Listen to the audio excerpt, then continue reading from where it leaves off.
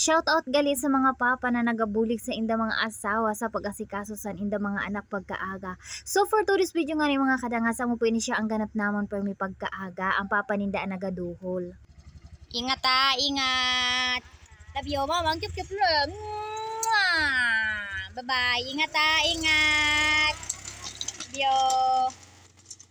So, bali mga kadangas, ang papa ninda nagadol sa inda pagkaaga, kaya ako naman ang masugat pagkahapon. Bali san first day of school, ako talaga ang nag-upod sa inda, kaya syempre mahanap pa sa mga room ninda. So, wala man time ang papa para mag-upod, kaya syempre may trabaho man po. So, saya na, may time na siya para magduhol pagkaaga, kaya anhali talaga san mga bata namon, 6:30, pa-school na sinda, kaya ang trabaho man niya, 8:00 po san aga. Kaya may time pa siya para magduhol sa amon mga bata. Bali mga kadangas sa hapon naman, ako naman po ang sundo kasi bunso talaga atab pa nagalabasan na sa inda. Bali 3:30 nagasundo na po talaga ako kay bunso, tapos kay ate naman nagahulat na lang kami sa gate. So bali mga kadangas, amo po ini siya an akon man nahihimuan kapag induhol na amon mga bata sa eskwelahan. So base magtataka ka mga kadangas nano kay unaan palaypay kaysa sa paglabas. So bali nga ni mga kadangas, ini po na akong ginapalaypay, ang linaban ko po ini siya kagahapon. So wala siya tanan magmara kay nag-uran gani, kaya yan ako na lang siya ginpalaypay. So kung napapansin gani ni mga kadangas nano kay nagadrodalagan ako dida, gusto ko po paano dahil matapos na akong trabahoon, kaya sabi ko para maka cellphone dayon ako. So bali nga ni mga kadangas, igwasan pagkaiba san buhay ni dangas didi sa Davao kaysa sa bukid.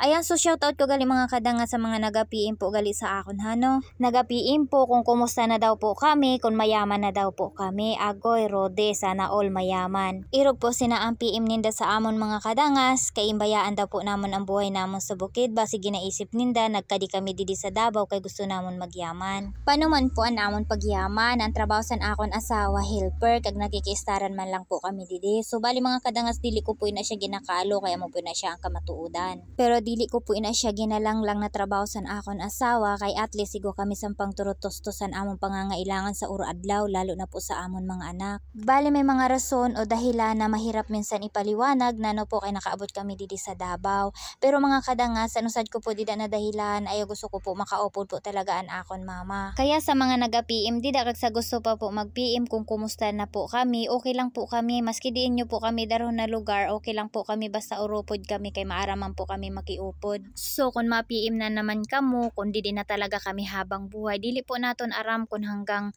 san po kami didi, basaan masasabi ko lang saya na adi lang po anay kami didi, kay syempre adi po nagatrabaho didi an akon asawa, kag adi po naga-eskwela an amon mga bata. Kaya sa mga naga-PM po dida kag sa gusto pa po mag-PM, okay lang po kami, kag syempre nakikita nyo man po ang post ko uro adlaw, ay updated man po ako sa pang uro adlaw namon na buhay didi sa Davao. Kaya yan na, hanggang didi na lang, kay malabaran na naman kita. Thank you for watching!